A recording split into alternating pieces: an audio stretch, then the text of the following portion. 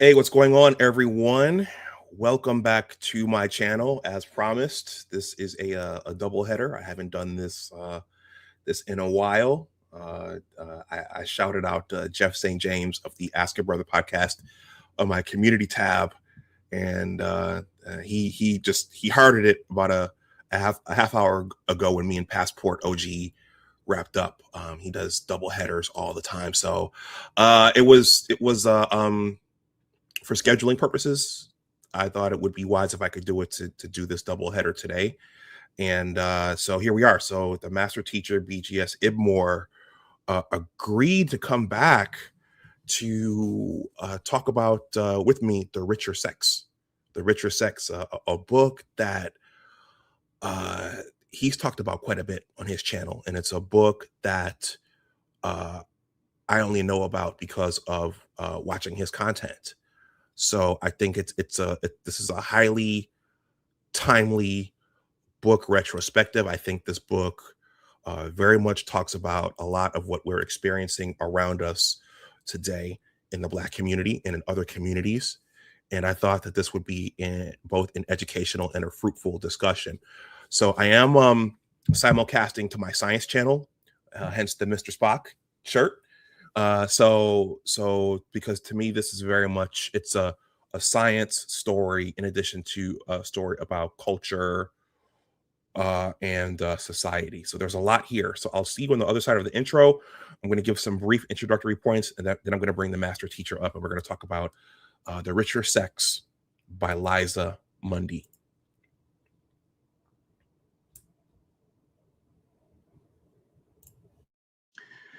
So, where did this topic come from? So I'm going to admit that because of where I come from, see, in this world, we're all living in different worlds, and not everybody is privy to the same information. But if I'm out talking to younger people, especially Black boys, what skills should they cultivate at an early age to have a chance to get into cloud engineering? Read. You need to know how to read. This is the one area where we're having an issue. Reading. Can you read? Can you follow instructions? But can you read? So the books you saw, I have books here, right? I mean, let's get another one. Gen AI on AWS. Okay, here another one. Automation. How about this one? Agentic AI Bible, right? I've got a whole shelf, and I can literally just sit here for a while and pull books off the shelf. Can you read? Can you actually pay attention? Can you sit down and read 3 chapters and take notes? So, where did this topic come from? So I'm going to admit that because of where I come from, see, in this world, we're all living in different worlds, and not everybody is privy to the same information. All right, everybody, welcome back to Big Discussions 76. And this is also simulcasting to Big Discussions 76, Science and Technology, because I very much see this as a science discussion as well. Behavioral biology, reproductive biology, those are aspects that have been studied across multiple species, but I think that no species at this point in time is more intriguing than the human species. I'm going to start this by saying that I once had a class at my HBCU, Johnson C. Smith University. And one of the prerequisite classes for biology was zoology. So scientists have spent a lot of time studying how mammalian species in particular, and even microbes, reproduce. Humans are a sexual species. We are mammals. And I've said it several times over on my science channel that we are unique in that we live in cities, we have technology, we have religion, we have culture, we have politics, we have universities, college degrees. So we have all of these confounders on top of our biology that help impact the biology. Shout out to the nameless protagonist. We've talked about that. So I think a lot of that is captured and discussed in Liza Mundy's The Richer Sex. And I think a good way to start this stream off would be in terms of marriage, in terms of partnering. Does anybody know what to do today? Me and BGS have talked about this years ago, and this will come up during this conversation. What is a husband? What is a wife? What is a partner? What does a marriage even look like today? Is it even worth getting into today? All right, that would make a lot of people clutch their pearls, but these are things that those of us who still have some life left, these are questions that we're facing. Before I bring BGS up, I want to share a couple of things, just as jumping off points. Back in 2024, I think it was January 2024, I was interested in median household income, and I came across this data set here, which compared. This is 2024 data. I think they updated this. This was an interesting chart to me because it showed median household income across race. So you could see there that the average for the United States, all full-time year-round workers for 2024, $63,360. For Asian households, $86,560. For white non-Hispanics, $71,260. And then bringing up the rear, the Black community, $52,370. And then for the Hispanic community, any race, $50,430. And as a scientist, I'm always looking to interpret and figure out what's causing something. And it occurred to me, this, for comparing Black people in this country to these other two groups here, is this just more single households and less combining of incomes? Okay, is that how you attribute this number? Okay, so that's just something to think about, because when you're married and you have two working people, you're combining incomes, and your median household income is double that of what a single person would be.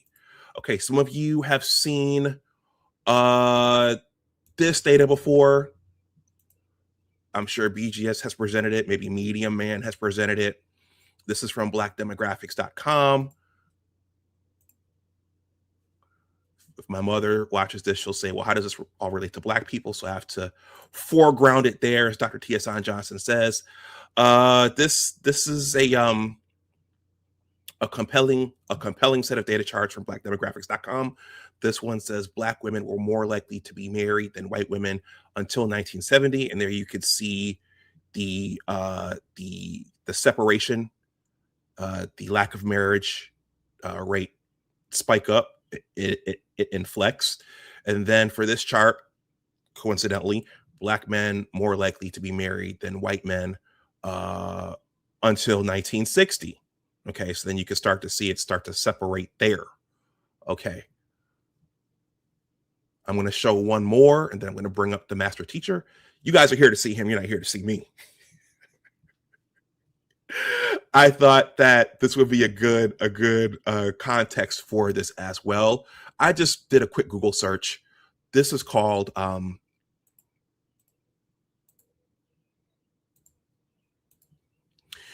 has marriage in the United States changed over time? You guys can do a quick Google search and find this as well.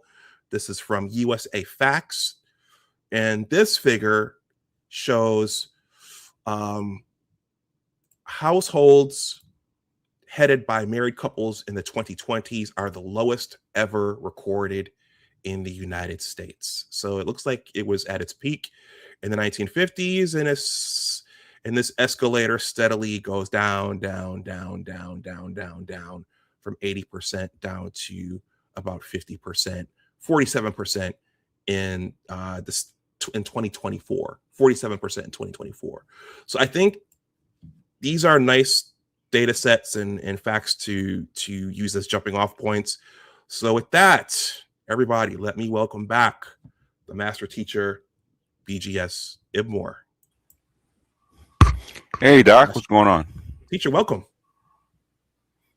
What's How you going on, doing? Doc? What's going on, Nothing Doc? Can much. you hear me? Okay. I can hear you. Can you hear me? Okay. Yeah, I got you. All right. All right.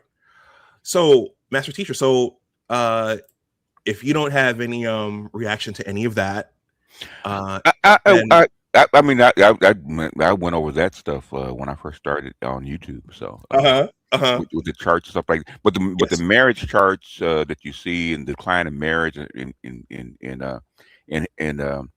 dual households is universal. It's not just here; it's all over the planet. So the biggest, if you actually want to do a deep dive study and see something rapidly decline like that, look at South Korea. Yes. South Koreans, where I think were 90%, 96% married in 1960, and now they're down to less than 50%. So it just in what it took us 200 years to get to, it took them about 60 years to get to. Same thing with childbirth and all that kind of stuff. So it's they're a compact case study, but the whole planet is going through almost the exact same thing in varying degrees. Okay. All right. Thank you to everyone who has come back. The first part of the doubleheader was with the Passport OG. So thank you to everyone who has come back. Toya, Paul, I think Michael was there. Cynical Optimist. Thank you, everybody. All right. So the richer sex. So BGS, first of all, thank you for what you do. I thanked you the last time. And also, since I want to encourage reading, I did listen to our last discussion. I won't belabor you with the question, but just briefly, your development. I mean, because you've read this information, you collected charts, created charts. You have a vast library. You're very much an encyclopedia.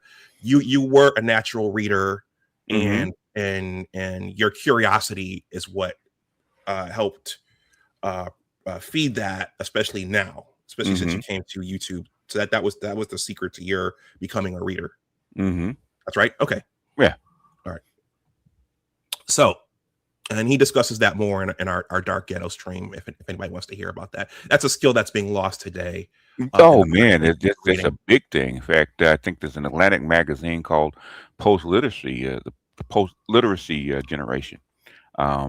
Just came out a couple of days ago. Probably want to look it up on the Atlantic, called Post Literacy, where people aren't reading anymore, and it's a skill that's being lost rapidly because of because of videos. The first art of communication was vocal anyway, and all video is removing the reading is actually a very complex layer. It's one of the last acquired skills, which is reading, and since people are depending on AI to read to them, but also to videos to explain things to them, that's almost like the storyteller going back hundreds of thousands of years. Okay, how you relate information. So we're getting into a post literacy generation, and just out on the Atlantic, maybe a few days ago. So if you want to look it up, I think it'd be well worth your time. Okay. See, everybody, he's on top of everything. Yeah. Okay. And the irony is that a lot of what we need to know or is in these things. And a lot of as I'll describe, even Asia, you mentioned Korea. She even talks about Asia in here later in the book, which we'll talk about. But a lot of what we need are in these books. And if you can't read or you're not unwilling to read. Say Dr. Elfon, he's got the name of the article. Wow. He says the end of the reading is here. Name of the article in the Atlantic. Yeah, that's the one. Yeah. Okay. So, Master Teacher, so the richer sex. First, how did you discover this book, and what made you pick it up and read it in the first place? I saw it. There's two, but this is like the tail end of the other book. The first book in 2012 was called The End of Men. I think it's by Hannah Rose. It's about Hannah Rosen. I think her name was Rosen, and she talked about the end of men and how feminism had acquired actually what it wanted, which is a perfectly equal society. In other words, according to them, 2012 there was 33% male breadwinners, um, 33% co-bred winners, and there was 33% female-headed or female breadwinner households. And in other words, that was the perfect balance. But the thing is, the problem was, okay, women were having a problem adjusting to that balance. Okay. And then she and Hannah Rosen talked about what feminism. This is not by accident. Feminism actually pushed this back, going back to the if you read the book More Than Title IX, they're actually pushing this idea, training men and women to take on different roles of the household. In other words, um, there's no set roles for a wife. And, that's like we call them partners now. A wife is a role, just a set standard of duties. Okay, husband has a set standard of duties, and they want to eliminate that. That's like, I mean, there's no more husband and wife for the most part. It's partner. Okay, where there are no gender roles. They wanted to eliminate that. They wanted to succumb that there's a lot of children, boys especially, that were millennial and above, actually trained to do what? Cook, clean, and take care of children. Okay, and women were supposedly pushed into the more of the industrial arts, the more manly stuff. Okay, which they didn't take to very well, but that was actually supposed to be programmed as this uh, more balanced or equal society, and that's where that comes from. In 2012, especially after the mortgage crisis, where a lot of men, they call it the male apocalypse, where a lot of men lost their jobs and women kept theirs, and and there were stories in both books of where um, a ex-wife who still had a good job would drive past her husband who didn't have a job, who she got rid of. He's sitting on the bus bench by himself, unemployed, and she just drive by, and it's very common. It's very common. Okay. Okay. So So today, Liz Mundy is the second half of the book. She actually does a better job of explaining it. okay. Once again, the first book was called what?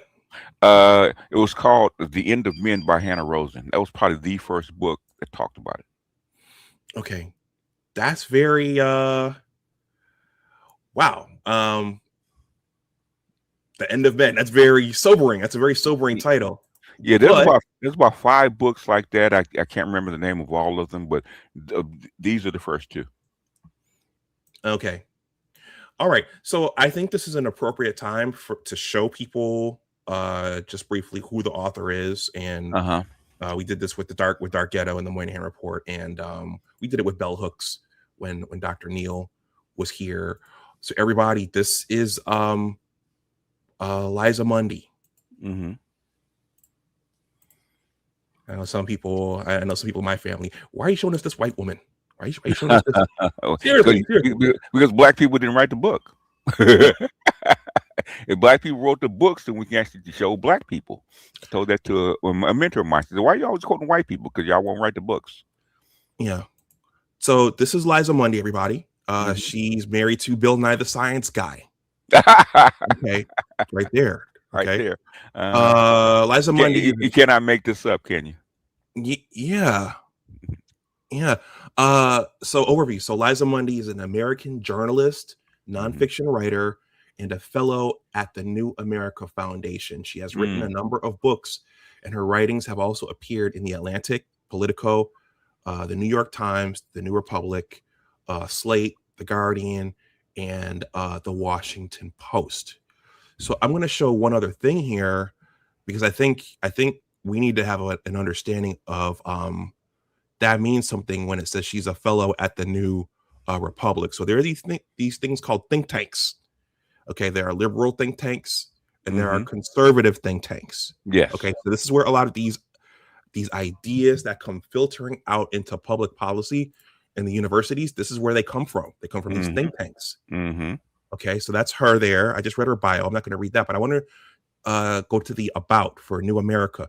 We're building a new America that ensures our most fundamental systems, education and work, democracy, family, well-being, security, and technology work for everyone. For over 25 years, New America has turned bold ideas into innovative solutions for people, families, and communities in the United States and worldwide. Okay. And just I'll read this last one. Our mission is to generate big ideas and bold solutions for a new America. Okay. So everybody just simmer on that. This is a think tank, a liberal think tank who's generating ideas, and this is where these things are not just being formulated in a closet somewhere. No, they're not. These are demographers, professors. They're all getting together and thinking, you know what? In this instance, we'll be better off without gender roles. Why don't we just make everything equal? Why don't we kind of blur the lines between what a man is, what a woman is, what a wife is, what a husband is? Right. So I just wanted to start this that way. Okay. So going back to that question, why are you showing us this white woman? She wrote the book. Or does this, for those naysayers and those devil's advocates out there, does this apply to Black people as well? Yes, it does. The content of this book. Very much. We're in the same culture, shaped by the same forces. Yeah, it does. I mean, you're in DC that gives credence to that truth. Okay, with Black women back a lot like this. Okay. Yeah. I know you were on with Dr. T last night, but his last offering about Black men being the most hated, he started off with some very, very compelling content from the 1980s. Discussing 1970s. 1970s. Yeah. Discussing this very thing, this bifurcation, where some men at that point were realizing, you know what, they love their careers and their independence more than being in families with us. So it's amazing how some of these things have just they've been here for 50 years or more. Oh yeah, it goes back. Yeah. Okay, so I was laying in bed and I was thinking, okay, what to ask BGS. So now let's go back to the octane scale. Okay. In our discussion about partners and wives. The richer sex itself is in part about social class. It is, but it's also about doing away with the older gender roles and flipping them all together. Yeah, and most of the women that she talks about are what they call 92s or educated corporate class women and above. Yeah. Very seldom you see with working class women, white or Black. So these are educated, modern women, pretty much in her book. So, okay. Everybody, please smash the like button. If you're new, please consider subscribing. If you want to donate something, the super chat is live and my information is in the ticker. This question is, did this book inspire your creation of the octane scale and also this concept, this discussion of partners versus wives? Because I think that discussion is what led into me purchasing this to read it. Okay, the octane scale came from two things. One, I was a poor Black kid in the middle of South Central, right? Me and Free Ricky Ross actually grew up in the same neighborhood, right? He was like 3 blocks from where I grew up, okay? And I was bused to an upper middle class white school, okay, where my class president father was a jockey at Hollywood Park, okay? I had another guy white guy whose father was a catcher for the Dodgers. So I was up at an upper middle class white school, so I noticed the difference in class. And same thing when I went all the way through high school, right?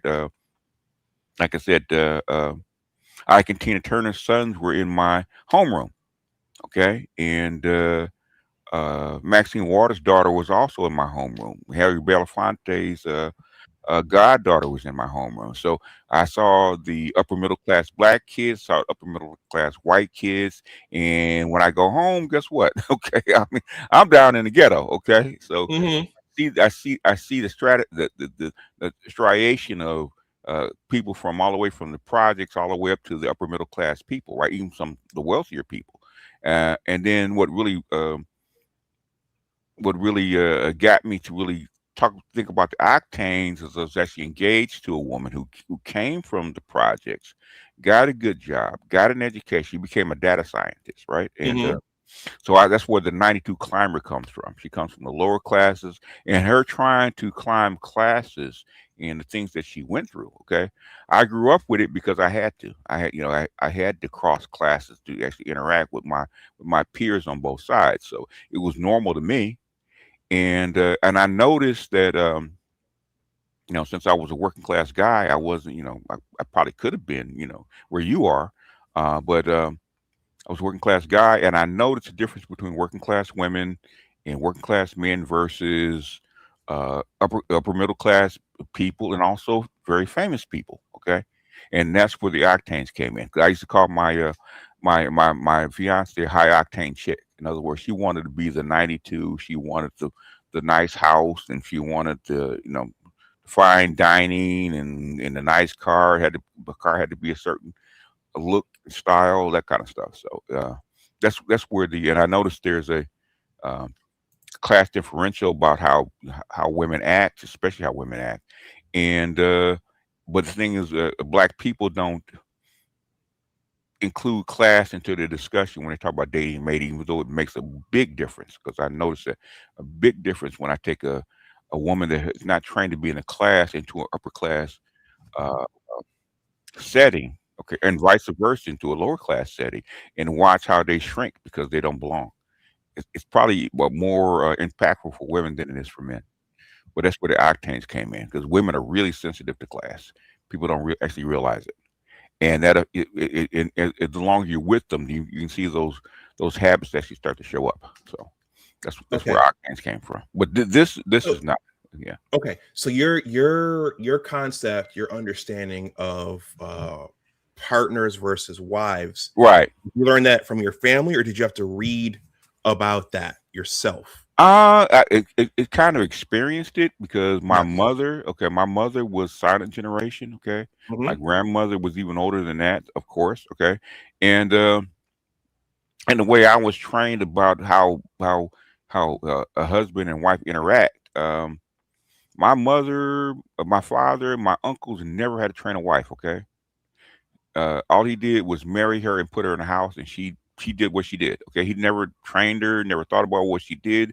Her mother trained her how to be a wife. Okay, and um, and as a boomer going through that transition, you saw less and less and less of those skills.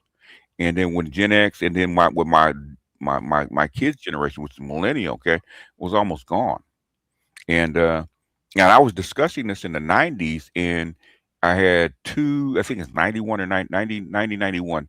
Actually, there was an interview with two black psychologists, okay, and they were saying they were going to do away with gender roles. They said traditional gender roles were out. It was like in 1990, and I had a question. I said, if you don't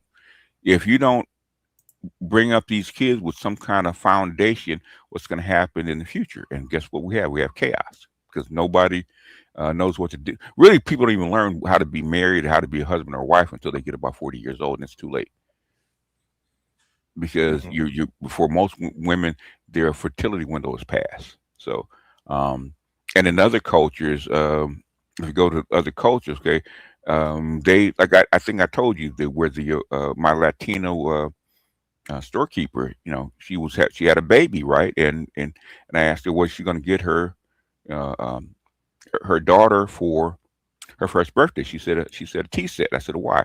She has to learn how to arrange a table, dress a table. And I thought that was weird because you don't hear about that, especially in white and black families. Hmm. That's something that's discussed. She was training that little girl how to be a wife. Hmm. Yeah. Yeah. So.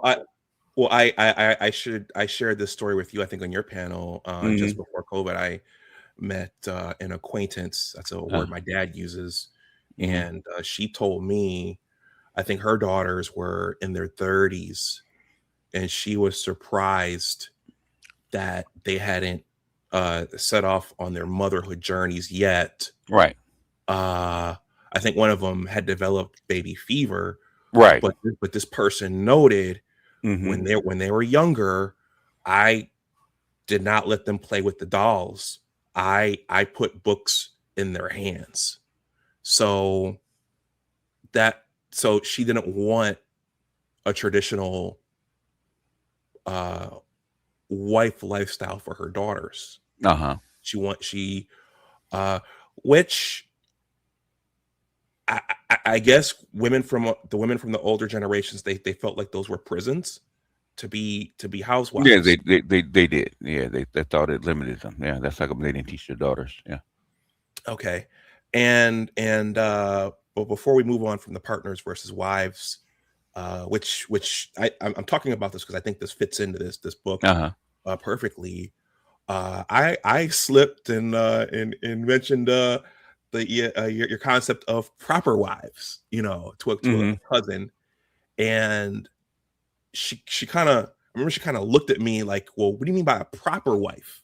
Okay, so I'm saying that to say that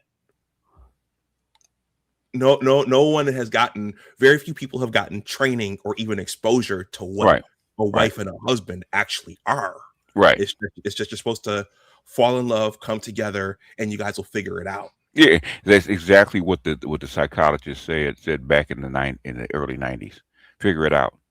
I said that's a recipe for, as a scientist, that's a recipe for disaster. Figuring it out on the fly. Well, some people will think if they leave it to chance, then, well, it's just something you should, if you don't know, you know it. If you know you don't know it, it's just something you read about. It's just something that you would investigate. Yeah. It's just what you do. Yeah. If someone said that to me, I'm not saying who it was. Yeah. but I'm saying that to say there's that point of view that if you don't know it, then you just know to go ask about it. You just go to know to go find it. If that's the case, how come we teach kids to read at an early age and instead of waiting until they get to be an adult? That's the case. How come we teach kids to read at an early age and socialize them to be in society at an early age, and we think at marriage is supposed to be something you just figure out. We don't do that with everything else. Why marriage? I mean, nobody would tell you. Nobody would tell you that I should start teaching my kid to read when they get to high school. Okay, and everybody will tell you that's way too late. Okay, you'll probably 90% of the time you'll probably be illiterate if you wait that long. Yeah. I'm gonna read this super chat. Thank you, Black Uru, for the generous $10 super chat. He says, I noticed the octane differences when I entered an HBCU in 1979. I did not previously know Black class differences. I saw how aware Black women are in the differences between them based on money and family status.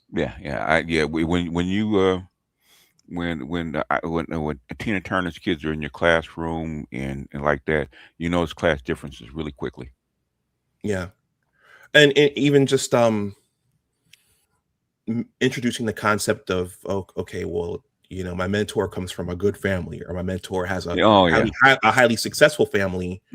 That'll make some people bristle. Well, what's a nice family? What's a successful family? What's a What are your signs? What are the parameters to where you define a good family? Okay, well, in that particular instance, most of those people, they were educated, but they were real go-getters, but they were also, most of them, married. Yeah. So there weren't people going in and out of jail in that family. So that's what I was thinking about when I said that. Good family for working class people is different than defining a good family for upper class people or educated people versus even rich people. Okay, a good family, what a good family is, depends on your class. Okay. A good family for working class people. My kids aren't on drugs and they got decent jobs. That's a good family. Okay. Hmm. Which for upper class educated person, that's not what they define as a good family.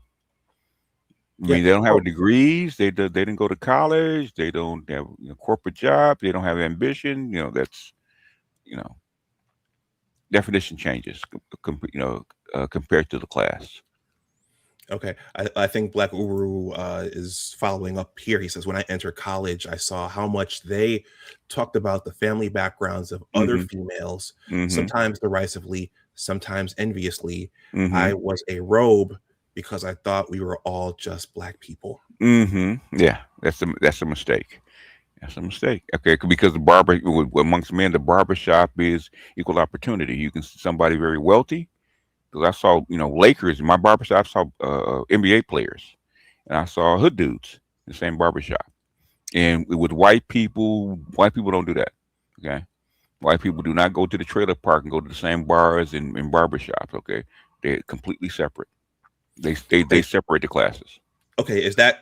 That's class compression, which you just described? That's Yes. class compression. And people, yeah, that's what I describe. I don't think I ever heard anybody, term it that way, in my opinion. But the thing is, when once you see it, you can't unsee it.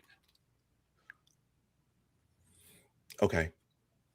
All right. Everybody, just in the reason I asked the question, uh, uh, does this book apply to Black people? Because there are some who will look at this and say, okay, well, why are you, what does this have to do with us? Okay. Okay. So I just want to cover that base. So, just like Dark Ghetto, I heard about this book through you, Uh-huh. not through family or school. Uh, we're going to talk about some of the specifics of the richer sex, but from your vantage point at a high level, what is the importance of this book and its overall contribution? Okay. The importance of the book that I see is, um, how do you navigate, especially women, if you're going to get involved with a woman that earns more? Because more and more women are earning more, especially if you get married and say you both start off. And I think she actually pointed it out in a couple examples in her book where they get out of school, they start earning, and all of a sudden she gets raises and she starts earning more. Okay, and it gets harder and harder to actually navigate it. How do women how do men engage with a higher earning spouse? How do women engage with a lower earning spouse? Okay, how do you work out the family dynamics? Is it traditional? Is it non-traditional? How do you work that out? And that's what Hannah Rosen's book and this book, especially Liz Mundy's book, she actually goes into great detail with a lot of examples how this stuff actually plays out. And 90% of the time, not well. Yeah. Well, I'll tell you what. So the same the same relative who I mentioned, Mm-hmm. the concept of quote unquote adequate wives, Mm-hmm. too. This Mm-hmm. cousin asked me, well, how do you feel about being with someone who makes more? Right. And afterward, it dawned on me that's the wrong question. Mm-hmm. Okay. That's the question you need to ask the woman who makes more. Yes. Would she be happy? Right. Would she be okay long term Mm-hmm. if she makes more? Mm-hmm. Okay. That's the right question to That's ask. the right question. Yeah. Yeah. Okay. What will make her happy Mm-hmm. long term? All right. Now Liza Mundy was she was clicked up with the Washington Post and this New America Foundation. Right. So I imagine she did all the press junkets and she did all Oh the yeah. interviews back in Oh, yeah. 2012. Okay, Yes. so this book wasn't, it had its time in the sun. It wasn't buried Yeah. the way Dark Ghetto was. No, not at all. In fact, it's very prominent. In fact, she's doing interviews and talks on this book for the next 3 or 4 years. So there's a lot of stuff out there with her speaking about this book. Okay. All right. So we're gonna dive in a little bit. So Okay. for me, this book is as much a biology book as it is about culture and gender because it's discussing male and female behavior. Mm-hmm. It has 3 sections, everybody. The big flip, Yeah. okay, the backlash, Yeah. and the Promised Land. Mhm. Chapter 1 of The Richer Sex is entitled The New Providers. Yes. So it's about women, and this is a theme that goes throughout. Okay. She introduces it early, but it goes throughout. So it's about women accepting the provider Right role. role. Yes. And I yes. put parentheses, not partners, Yeah. which doesn't seem to be natural for women. I'm sure you've experienced BGS, the my money is my money, Yes. your money's our money thing in your Yes. lifetime. Yes. Yes. Mundy argues hard for women to accept the provider role in the book. Yes. Yes. And we're probably going to end with this, but is that natural for women? Yeah, yeah. All over the world, you see almost the exact same thing. Japanese women had a problem with the same thing. Okay, African women have problems with the same thing. Okay. The my money is my money, and his money is takes care of the family. In fact, I was just listening to a girl from South Sudan. She was saying that African men believe in when they're together, they pay 100%. 100% provided. So that is a very, very common all the way around the world. So it's very common. So I don't know if there's biology, you consider that biology, or just hardened cultural norms that have been passed down over the thousands of years. I don't know, but it seems to be to me associated with biology.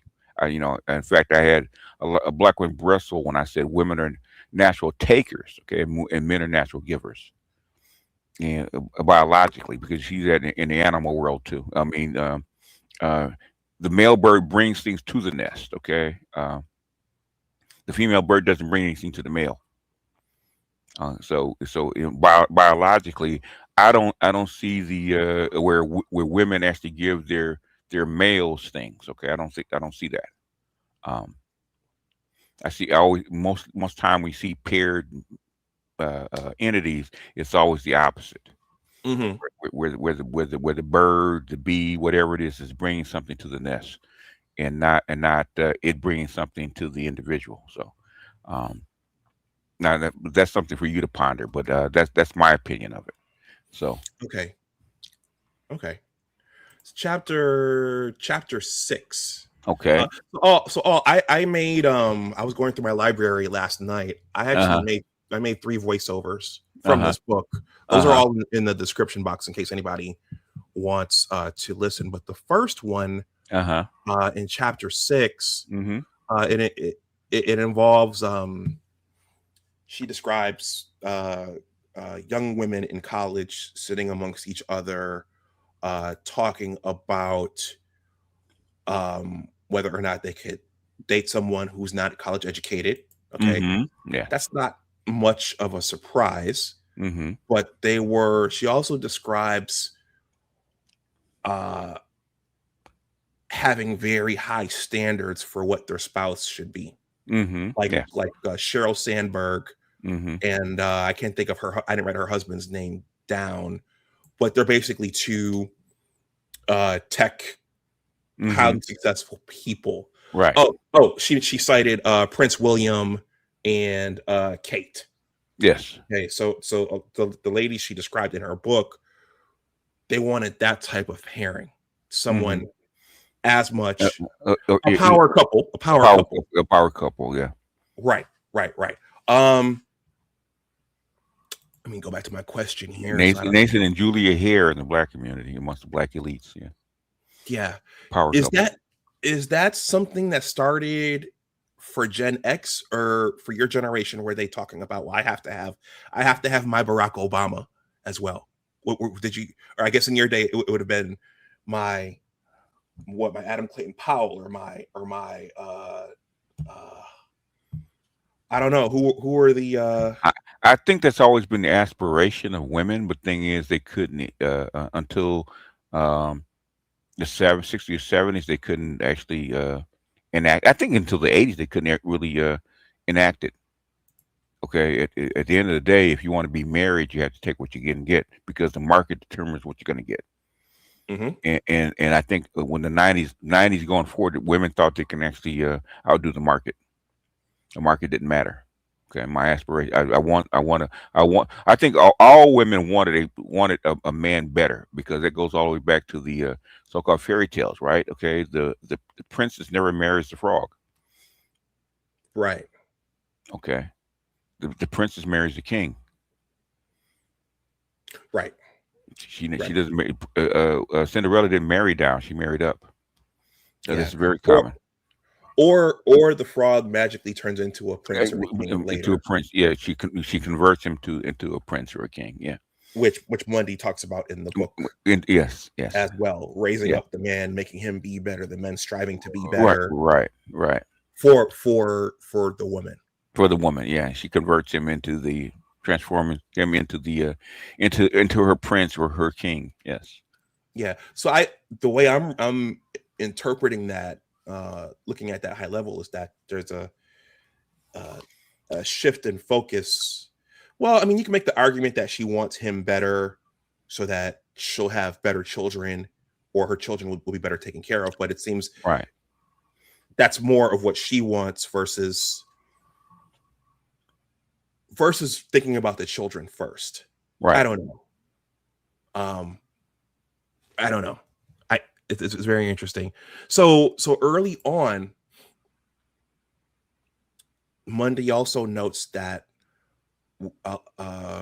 women in college also started questioning whether or not they even needed men. Okay. Mm-hmm. Which I think is something that grew legs and just went off to the races. And this Mm-hmm. particularly hits home for me because in my family, that's something that's continuously stressed over and Mm-hmm. over and over again. Mm-hmm. We need you need somebody. Men and Mm-hmm. women need each other. You're Yeah. not meant to be alone. You're not Mm-hmm. supposed to be alone. Mm-hmm.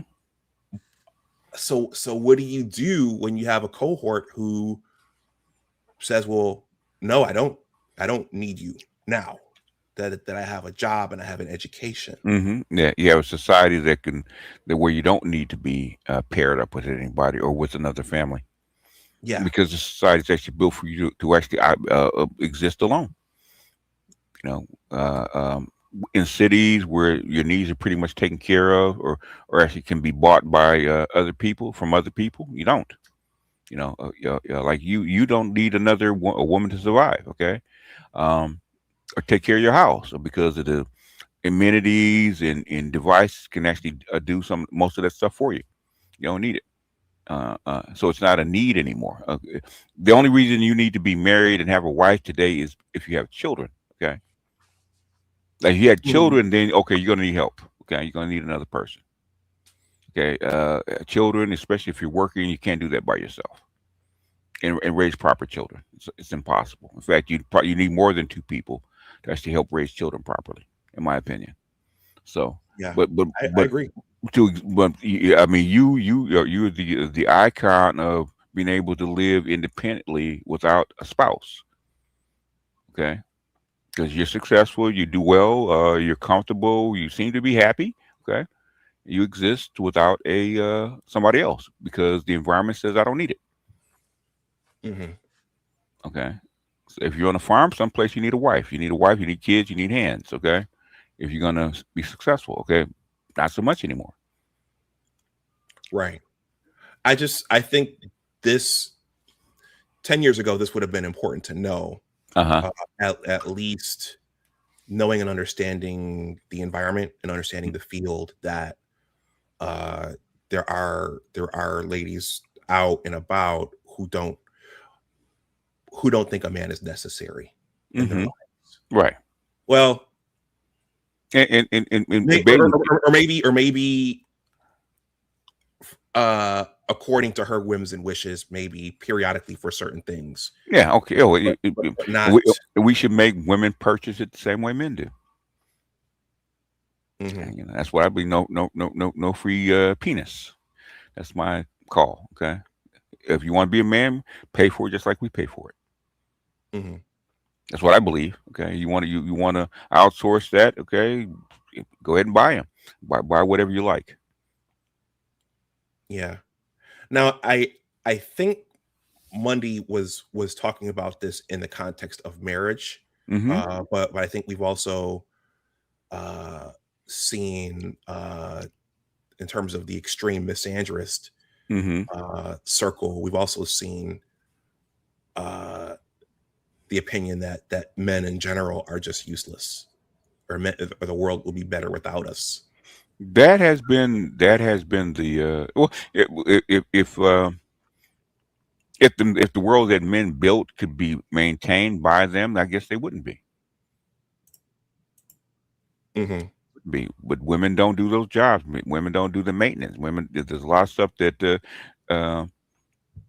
men to their individual lives, they probably are useless. But thing is, men as a group, no, they're not. And but women are very narrow vision like that. They don't see the wider picture. Okay, so for the gentlemen in the chat, please feel to react to this one. Mundy in chapter 6, she also discusses more and more men staying home and actually liking it. Men enjoying cooking and being around the house. Go ahead. And the two examples she gives are actually who? Black men. Okay, they weren't white; they were black men. I thought particularly when she talked about Atlanta, I thought she was talking about black families. Yeah, Atlanta, and then I think there was another black family up north, like Ohio or something like that. Okay, they had a similar experience. Yeah. Okay, I thought the family she talked about a family in Michigan too. I thought that they they were white. Yeah, go ahead. They were actually black. Yeah. Okay. So some men are comfortable with that arrangement, and they're more than willing to cook and take care of the house. But also there's a dichotomy there, because some of the women resent it. Yeah, are disgusted by coming home and seeing a man there, not slogging off to work every day with them. Go ahead. There was a story in her book about the same thing, a black couple, okay, and a woman who's that successful in Washington, D.C., right? And she was successful, and she had her career, and her husband stayed home and took care of the family. And when the children got grown, she was going to divorce him, because to her he was then useless. And so he had to go back to school and become a teacher, is because he knew that their marriage was pretty much over. It's because she didn't have respect for the guy, even though he stayed home and took care of the kids, blah blah blah. Because he wasn't a breadwinner, or he didn't work, he was actually useless to her. So this is that's very common. In fact, there was one where I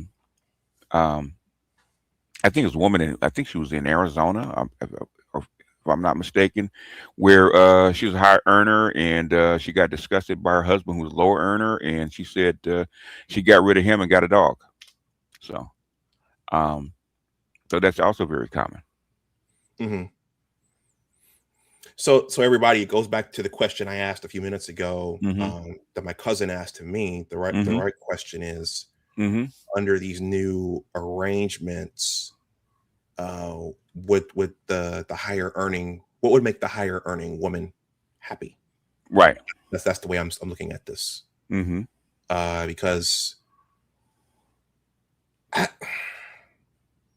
if it's going to be a peaceful home, right. I could see a significant number of men being okay staying at home, right, and cooking, right, and a lot of men find cooking fun. Yeah. While today we're seeing online a lot of ladies detest it and think that it's beneath them. A lot of men actually find it to be fun and fulfilling. Yeah, I've seen that switch where, even in stories, there's a lot more men that are actually the main cooks of the house, and the women don't cook anymore. And probably for a good reason, because they're bad at it. So men said, if I'm gonna have bad food, it might as well be mine. Okay. So the BGS for this last section, I'm not going to hold you all afternoon. Okay. I'm just going to because as I picked the book up, I started reading the book. I did those voiceovers, and then I put it down for a couple of years. Okay. And then I picked it up about a month ago, and I sprinted through it. So I've got all these Post-its in it. So I'm just gonna go over some highlights, and Okay. Yeah. if you can give reaction, or Okay. give your thoughts on it, that we can wrap up that way. Yeah, yeah. And in fact, the book is, the thing is, if you read through the book, it's very repetitive. The stories, the same things keep coming up over and over and over again.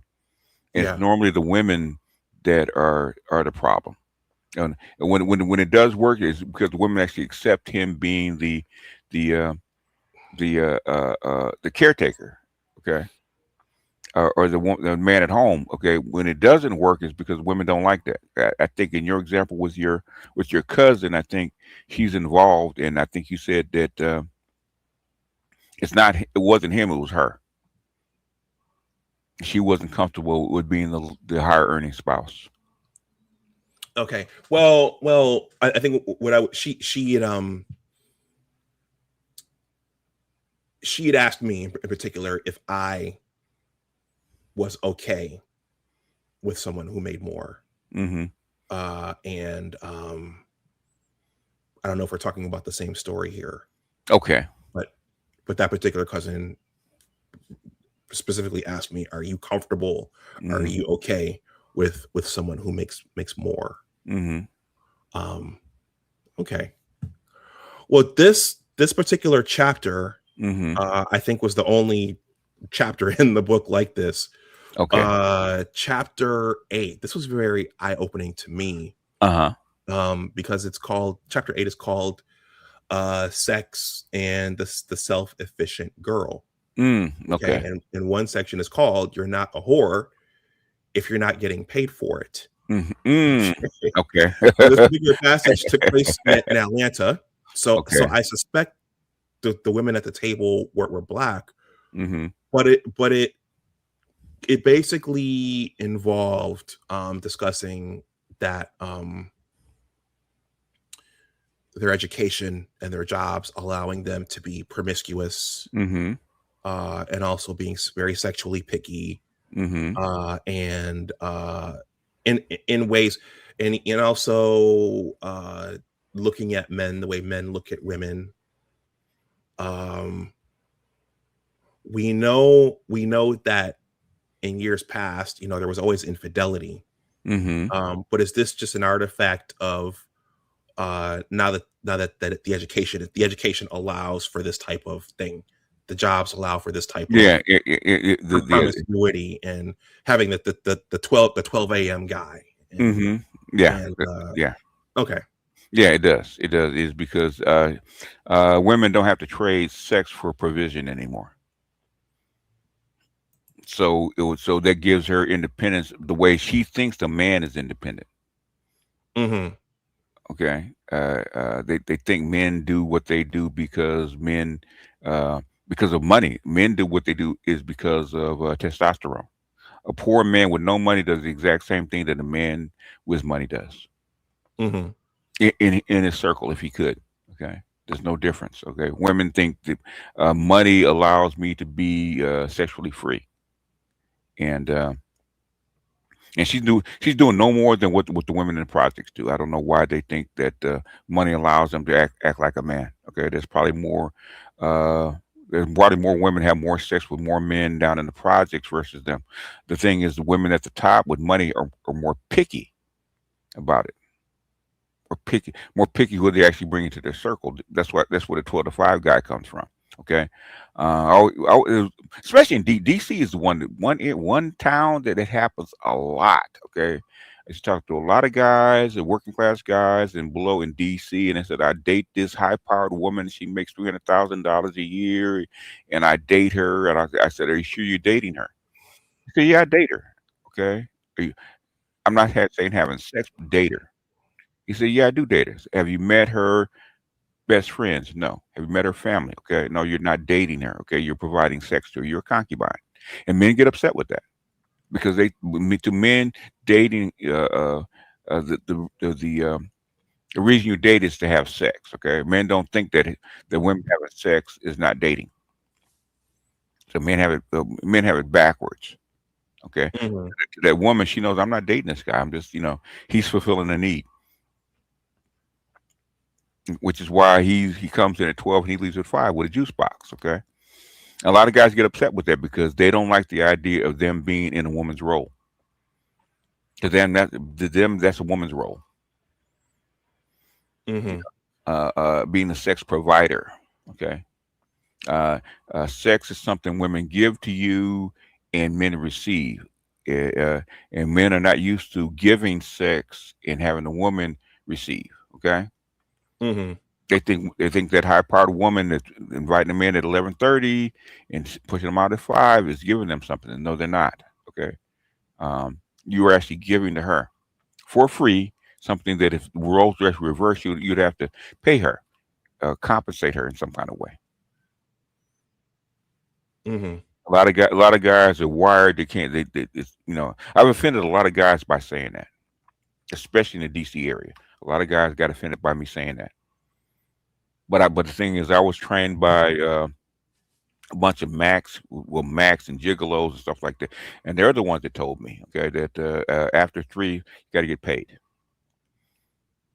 Got a main one, you might have a side chick, you might have you might have a FWB, but after that, okay, she's got to compensate you for your time. Okay.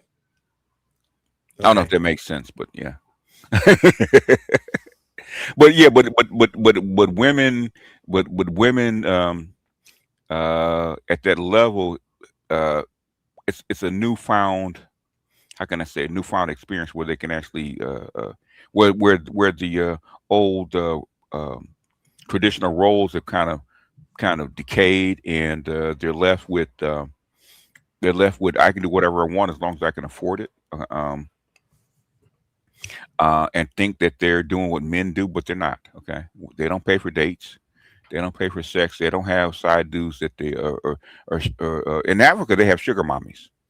In Africa, okay, if an older woman wants a younger man, she takes care of him, she pays him, she compensates him for his youth and his time. Okay, in the West, not so much.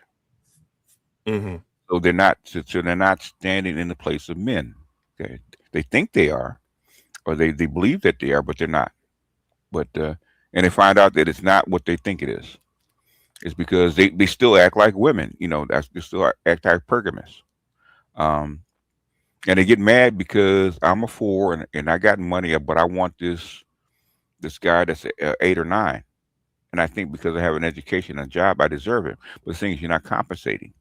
Okay, and you don't want to do what a man would do. Okay, a dude that's a 4. Okay, say even Dr. Dunbar. Okay, if he gets a starlet, okay, a woman that's a 9 or 10, a beauty queen. Okay, an Ebony K. Williams when she was young. Okay, Dr. Dunbar said I got to compensate her as a man. It's because I'm buying, I'm compensating her for the beauty that I'm acquiring. Women don't see it that way. Outside of maybe Oprah or people of her ilk, okay, it's starting to be more common where women that are higher earners are paying for guys that are lower, but you don't see it as much. Okay. Well, I 3R, I think YouTube is hiding your comment. I saw a post about Gayle King dating a guy and having to loan him $4,000 to be up to date on child support, and she couldn't really respect him after that moment. Right. Okay. Whitney Houston had to pay Bobby Brown's child support, so it does happen. But the thing is, she couldn't respect him. There's always turmoil behind it. Okay. All right, everybody, please smash the like button. Also, if you're watching on the playback, I always forget to say, if the hype feature is there, please hype this. Let's see. Chapter 9 is called Desirable Women. Okay. And this one gets to whether men find these high earning women desirable. Again, something many families don't talk about with their kids. Okay, so she spends time in this book actually talking about men. There are a lot of high earning men who don't want to marry their peer. Right. Okay. that seems to be a well-kept secret. I mean, At least until these high earning ladies get out, that's when they confront it, but no one's telling them on the way up. You know, when you become a CEO or this high powered thing, you know, the men in your cohort, they may not want. Okay, I mean, you're in that cohort, you're in that class. What's your experience with that? Okay, because you run into these women all the time. Okay, high earning women and trying to date, and you're a high earning man. Um, when you try to date them, what's your experience when you try to date them? Well, And my experience. how come you don't really look for them as much? Well, my experience. Many of them are so much into their careers. Uh-huh. You know, they don't seem interested in. They're interested in something else. Okay. Okay. The something else is what's your guess? I know you don't have an answer. What's your guess about what are they into? Well, maybe they have someone somewhere else. Okay. Maybe, well, you know, workplace fraternization that's been discouraged. Okay. In our generation. Okay. But yeah, many of them don't seem interested, at least as far as I'm concerned. Okay, so high earning women in your cohort, okay, because there's tons of them in DC. High earning women in your cohort, what are they looking for? What's desirable to you as far as a desirable woman? Is it about money, how she acts, how she presents? What a man, a high earning man, high value man, such as yourself, what are you actually looking for? Well, obviously, you know, I'm a man, so I'm visual. Mm-hmm. And from there it goes to her personality and would we be able to coexist? You know, Okay. I'm not interested in spending myself into the poorhouse. Mm-hmm.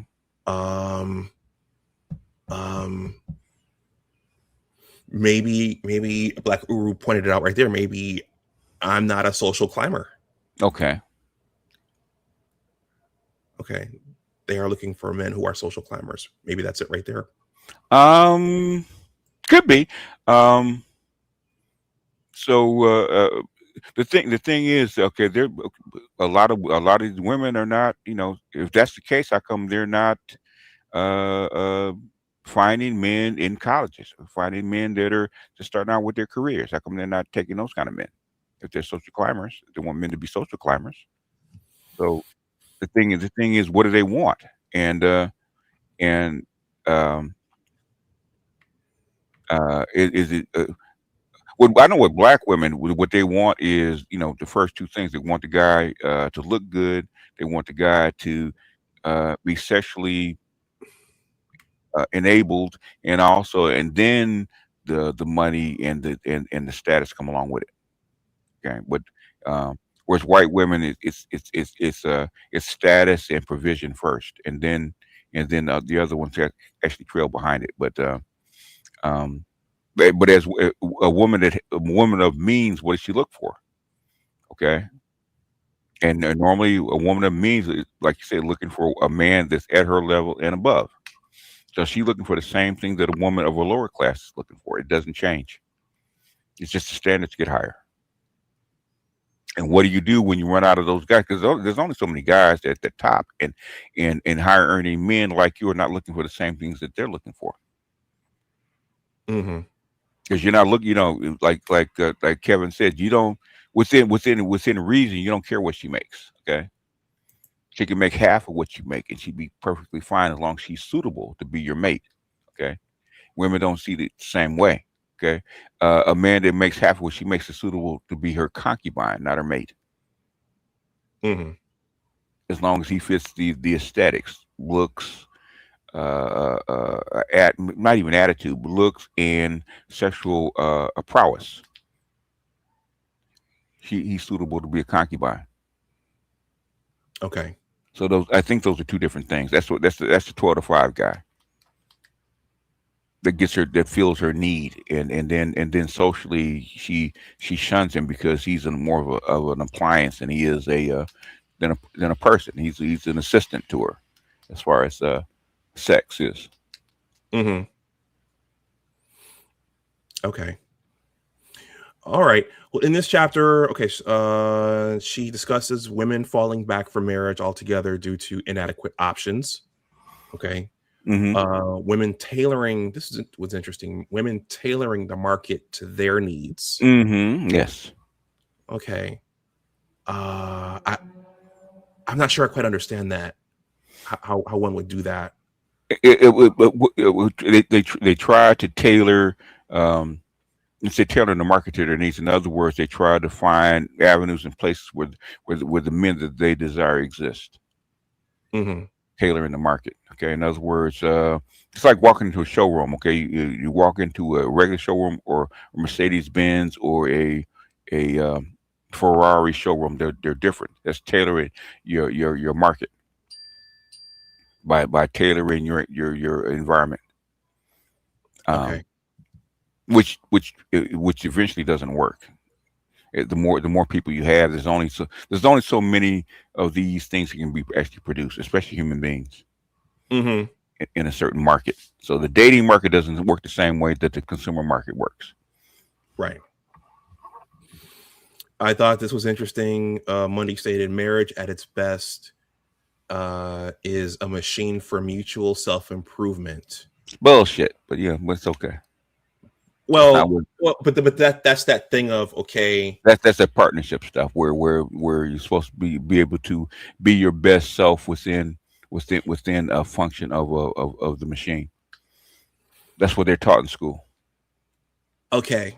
To constantly level up. Yes, More. or find yourself, whether it's money, whether it's experience, whether it's enlightenment. Okay, in other words, that's what marriage is for, which is not true. Mm-hmm. Never has been, and which is why they fail. Okay, marriage. This is the redefinition of what marriage is. She's explained to you how modern women see marriage. That's how come the divorce rate is so high. Okay. Because it's not giving you what you desire out of that marriage. It's not supposed to be where of mutual benefit to the individual. Okay, no, it's supposed to be there to do two things: one, bring families together and raise children. Okay, I would say most men and women do not. If you don't have kids, you don't need to be married. Why are you married? Okay, that's where the partnership comes in. To pay bills, to have a better life outcome by combining income, so I can buy a bigger house and buy a better car, share bills. Is that what it's for? That's what it's for. Then you don't really need to be married. You actually sign a domestic partnership that does the same thing. Marriage is for children because children need a mother and father and grandma and aunties, all that kind of stuff. That's what they need. Okay. That's what it's for. If you go back to what marriage is actually for, is to tie a man's labor, okay, and his time to a woman and children. Mm-hmm. That's what it's for. Okay, that's what it's always been for. And feminism has redefined it into something that it's not. That's why it doesn't work. Just like LeVar Ball, you look at LeVar Ball, okay? His marriage did what it's supposed to do, was actually raise 3 successful children. That's what it does. That's how come he's not mad at getting divorced after 30 years, okay? The marriage did what it was actually supposed to do, okay? Till death do us part, it'd be fine if you could do it. The thing is, guess what? My kids are grown, they're successful, they're wealthy, we're wealthy, blah, blah, blah. So if she wants to go be happy with somebody else, he's fine with it. Because Okay. he did what it's supposed to do. Okay. I was thinking there are quite a few there are people who believe that let's say you're an empty nester, Mm-hmm. and you want to get together with somebody, you should still get married. It's the right thing to do is still to get married, even if you're beyond your baby making years. Mm-hmm. It's still bad to shack up together. Mm-hmm. Even if you're both post 50, mm-hmm. the proper thing to do is to marry. The proper thing to do socially is to get married. Okay. So we're not talking about proper. We talk about the baseline as a scientist, the biological reason of the actual reason that you get married. Okay. Socially, to be socially acceptable to most people, marriage, shacking up, marriage is what you're supposed to do. Okay. Shacking up was actually discouraged is because it made it too easy for men to actually bounce and leave the family. So shacking up was actually discouraged. What happens if you shack up, you have a couple kids, you're not legally tied to that man, he bounces. Okay. It's a big downside for the family of the woman. So tying him legally to that family, okay, dissuades him from moving or moving on. So that's like shacking up was always discouraged. It had nothing to do with social acceptance. The thing is that there's bad outcomes back in the past for a woman shacking up with a man that's not tied to that's not married, okay, because he's not legally responsible for her or those children. So that's what marriage is. Okay. So there's man, because you're a scientist, man. There's things that you do that you do without thinking about, but there's a very good reason why those things were actually put into place. And we research, okay, this is why we proceed this way. Well, this is why we sterilize our test subjects. This is why we do yada yada yada. There's a reason why we do stuff. It's not just something that came out of nowhere. Okay, there's a lot of trial and error that went into developing the methods that we use. Sometimes in social settings, we actually lose the reason why we do stuff. And I think marriage and mating is one of the things where the why has gotten lost. And to the what I want and what, okay, then why the thing is they've done this over the past 50 years and you've basically blown up your society where men don't want to get married. They don't even want to date. Because I get this all the time. How come men don't want to date? Dating is supposed to be enjoyable. Is dating enjoyable anymore? No. You blame men for not dating? No. Why should they? What do they get out of it? But women think that it doesn't matter what the man gets out of it. He's supposed to do it because he's supposed to do it. Because it's always been done that way. And no matter what the environment is, he's still supposed to do it. No, it doesn't work that way. There's a reason why he does it. There's a reason why he gets married. Okay, there's a reason why they put families together. In Africa, they just put families together is because they need to raise children. They don't think about the whether you like her or not, whether you romantically inclined to her or not. No, we need to produce children. He needs a wife and she needs a husband. Their personality actually match. Put them together and let them find out about each other, and we'll help keep them together. Okay, that doesn't exist anymore. Yeah, not in society anyway. No discussion of the spark, or I didn't feel that thing. No, or and guess who has the least amount of divorce? Arranged marriages. Less than 10% divorce. And in the modern way, it's closer to 70. Okay, the modern way. Okay. So which works? In other words, what works and what doesn't. So there, and we got to find out why one way works and why the other way does not work. We haven't done that because we refuse to actually examine it because that's not what we want. We actually want our choice to matter more. And the thing is, I was telling, I was just on with Rom, okay, and same thing I said in a video, okay.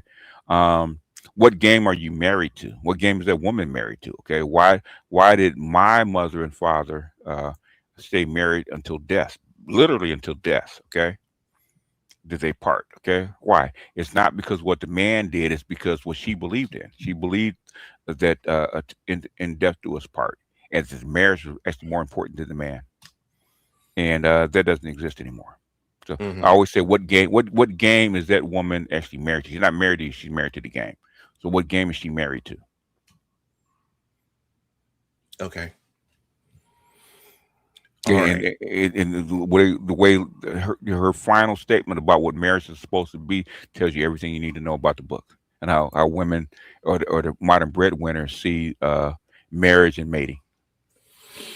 Okay. So let me see. So we're almost done. Mhm. Let's see. Desirable marriage. Chapter 10 is called The New World of Non-Marriage Choices. Mhm. Okay, so Mundy talks about LAT, life apart together, Together. Yes. Yeah. issues with women outperforming men. Mhm. Okay, she actually starts talking about interracial dating and black Mhm. men in particular dating out. Mhm. And this was interesting. The rise of traveling to find mates Mhm. if none locally are or deemed adequate. Mhm.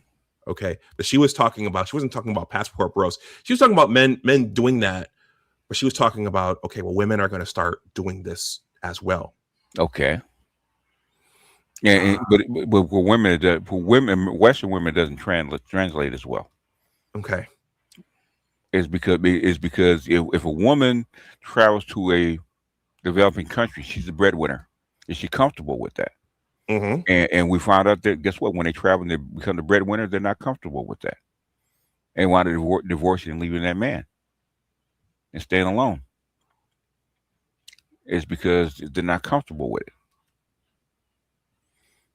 Internally, they're not. Philippine.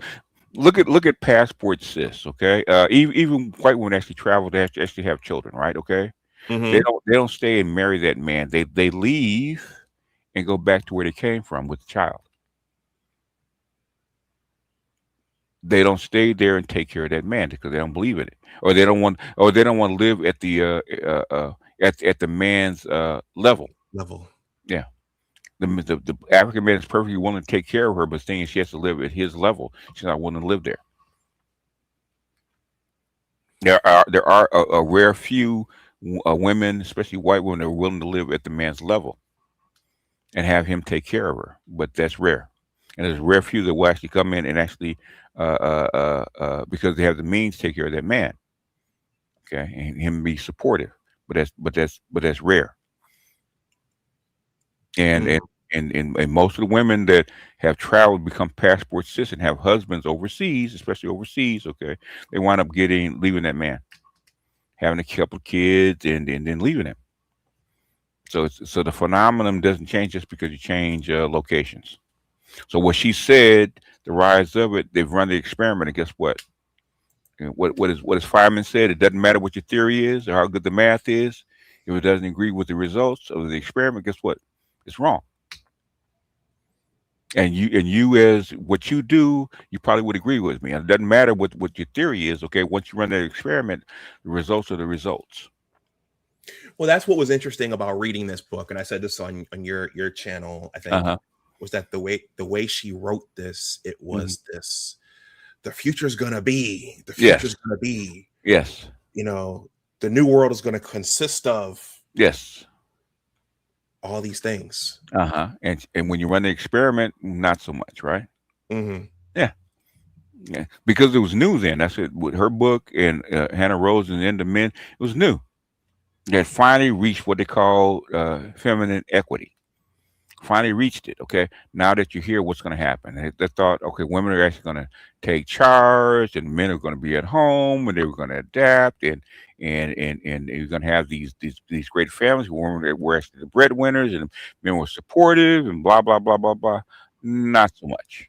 Okay, not so much. And it's the women that are struggling, not the men, because the men don't talk about this for the most part. They don't talk about hiring women, and what when they talk about hiring women, they talk about how hard she was uh, actually to get along with in the marriage. Okay, she got dissatisfied. She was always nagging. She was always critical. She was always yada yada yada. In fact, there was a story, I think it was in the UK, where a woman became a hiring man because the man lost his job, right? Hmm. And they had like three kids, and so she had the job, and she could be the breadwinner, and he stayed home. And he wasn't trained to be at home and take care of a house, so he's learning. And she was dissatisfied about how he did things. Okay, took care of the home, yada yada yada. And they were getting ready to get divorced, so they went to a counselor. And the counselor said, "Why don't you just let him take care of the house the way he wants to take care of the house, and you go do what you do, and leave him alone. Okay, let him adjust, and you adapt to how he takes care of the house, and you help him learn how to take care of the house. And what you found out is, okay, he started bringing in. He took it on as a job and not as as a calling. Okay, how can I actually get this job done? How can I clean the house, make the food, repair stuff, blah blah. She found out he actually did way more than she would have.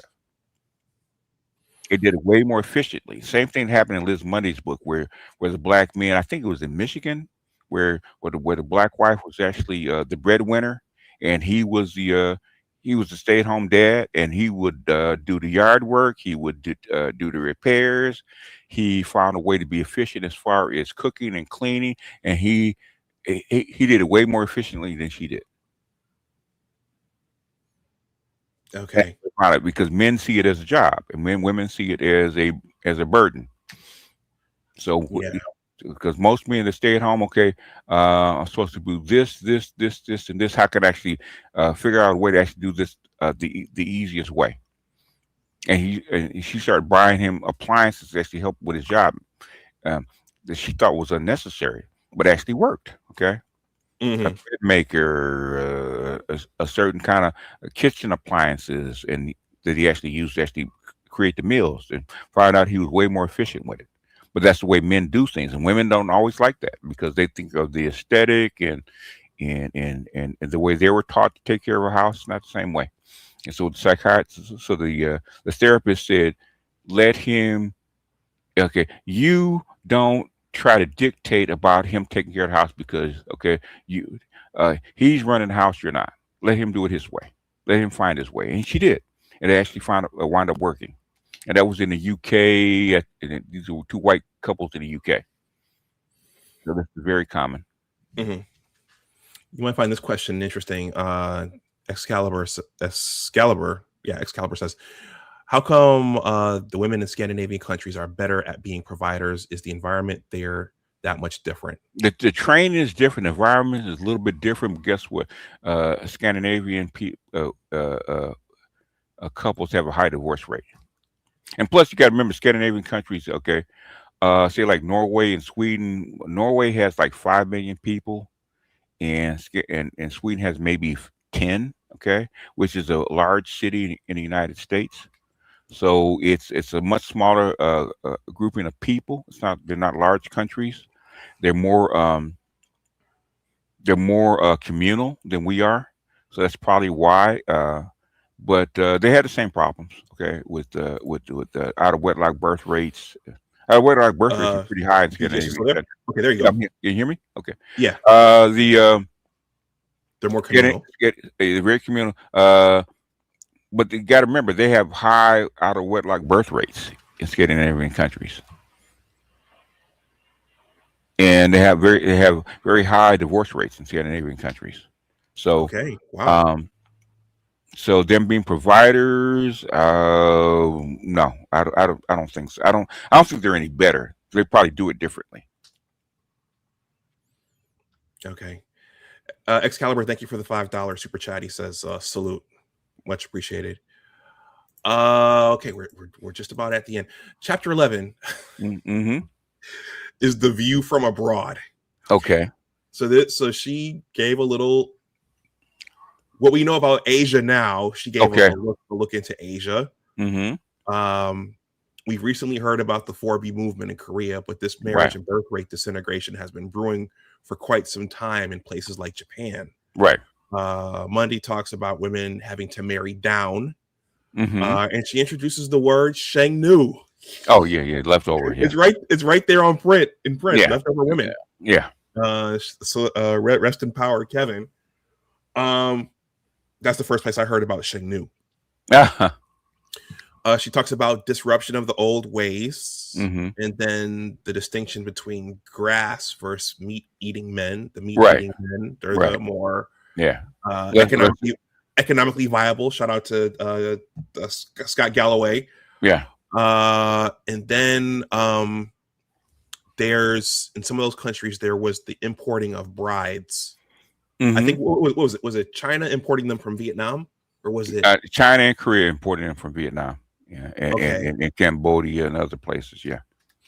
Okay, and then she documented men going to Thailand Uh-huh. I think she was talking about American men here.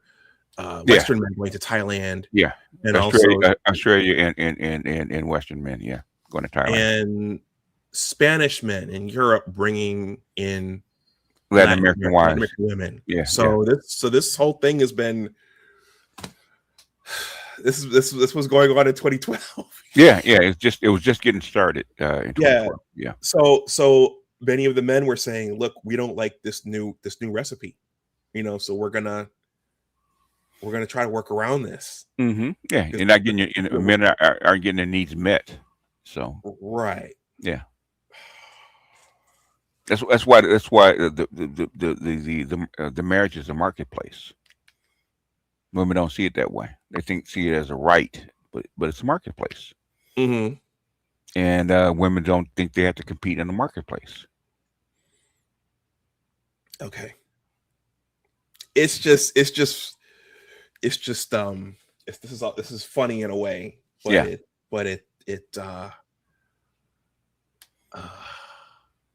no, okay. You said it yourself. The experiment has been run. They hadn't run the experiment back then, right? To see where this would leave everybody. Yeah. I mean, you as a scientist know. Okay, you got to run the experiment. I always say, okay, I believe this. I believe. Run the experiment and see what happens. Okay. Well, it doesn't mean anything to you actually run the experiment. Well, the other fundamental lesson I had to learn was if it's working, don't mess with it. Don't. That is true. My graduate advisor said you have this system running right now. It's up and working. Yeah. Don't change anything. Don't fuck with it. That's in other words, in the vernacular, he's probably told you don't fuck with it. Yeah, it's running. It's probably his exact words. Don't fuck with it.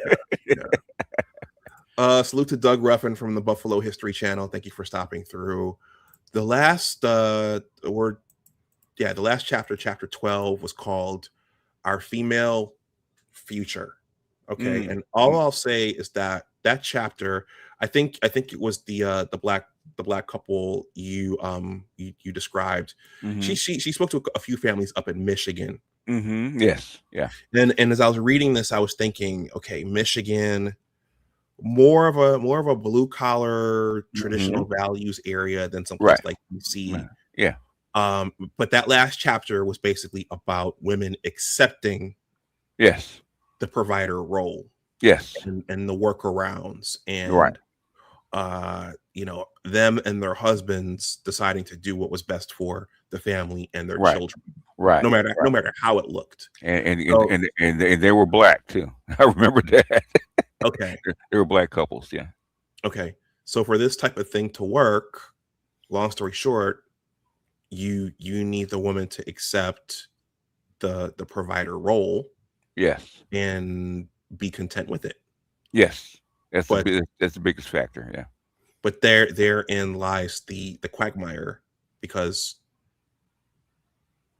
once after going to school for all these years, attaining these careers, attaining these salaries, in many instances, the provider role, quote unquote, with a grown man involved, right, exactly, is undesirable. It seems undesirable.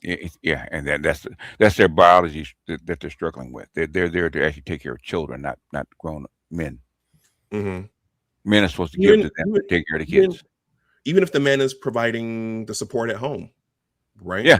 Even if he's cooking and cleaning and going to practices and basketball games.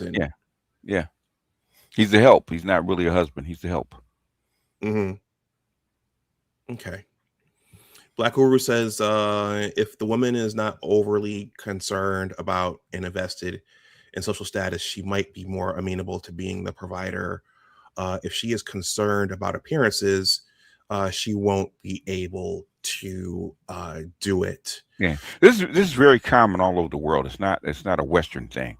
It's very common, and there's a reason that women are not comfortable with being providers. Okay, so and sometimes it can be acceptable, but the thing is that is that women are uncomfortable with it. Same thing with go back to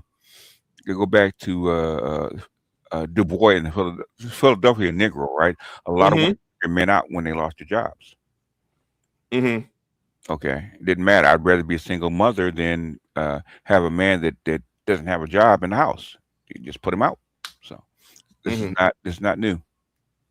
Okay. BGS, do you have 5 more minutes? Go ahead. I mean, go ahead. you have daughters. Black Uru has daughters. I'm tempted. Black Uh-huh. Uru, do you want to come and give the benediction, as Mr. Z said?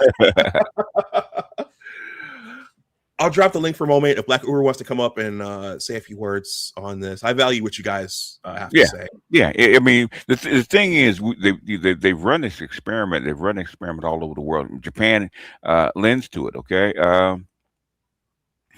Can some women get over it and become outliers and accept it? That's always been the case. There's been a case where go back and look at Tyrese and Baby Boy. Okay. Mm-hmm. Where the women took care of him. And he was the he wasn't a worker. Okay, his mother and his girlfriends took care of him. There are always outliers, but things for the most part, it doesn't work as far as society is concerned. For the most part. Okay. For those who are watching on the playback and maybe tuning in late, this is all centered around Liza Mundy's book, The Richer Sex. Black Uru is here to give the benediction. Black Uru, how you doing? Yeah, thanks for having me, Doc. I don't know if I have much of any sort of. I know. I will say, look, I've known a couple of people where, in fact, one of my wife's best friends, she was big senior level executive with a sort of a hospital conglomerate. And very highly paid, 6 at some point, I guess, 7-figure earner. And her husband mostly stayed at home. And the interesting thing is, it wasn't like, I mean, he was probably as educated as she was. And they both had master's degrees, business degrees from, I think his business degree was from Michigan. I think her business degree was from Ohio State. So, these were progressive people, but for some reason she started ascending. He, not probably, in hindsight, he's more of a kind of a hands-on kind of guy. So, and she, because she was ascending so well, in terms of her career, it just kind of made sense for him to fall back and for her to ascend. And now they're retired now. She's done very well. They do very well. But one thing, and this is what I've observed, in their relationship, she's kind of she's kind of an interesting person in that she can be very extroverted when she needs to be extroverted, particularly in terms of her profession.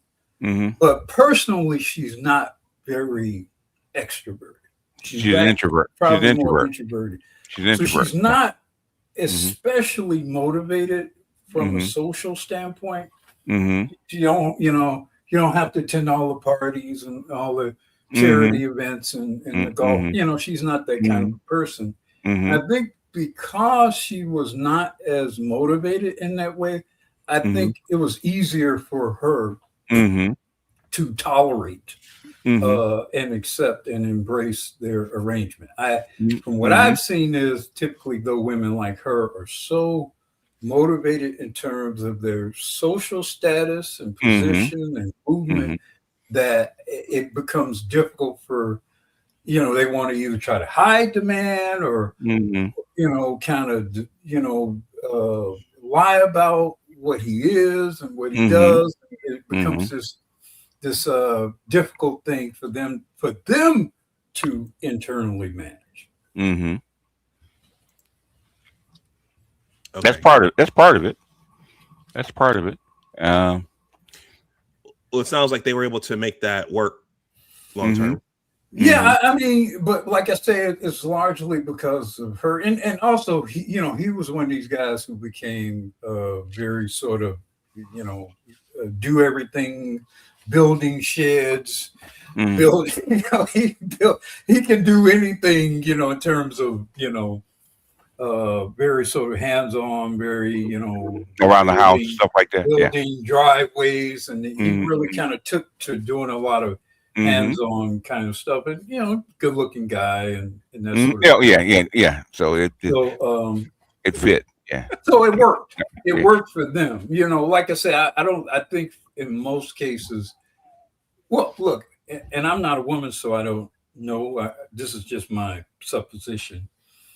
I think it's difficult for a female to look at someone who's bigger and stronger than they are and taller than they are, and feel like they have to take care of that person. I think it's a biological, physical, visceral kind of thing. And it's understandable. I'm not a woman, but I can understand that. Yeah. Yeah, the two cases in Michigan is exactly what you're talking about, where the women actually accepted, or actually more successful, and they accepted that actually needed a man at home, and he actually took on that role exactly the way that you described your friend. He's almost to the letter.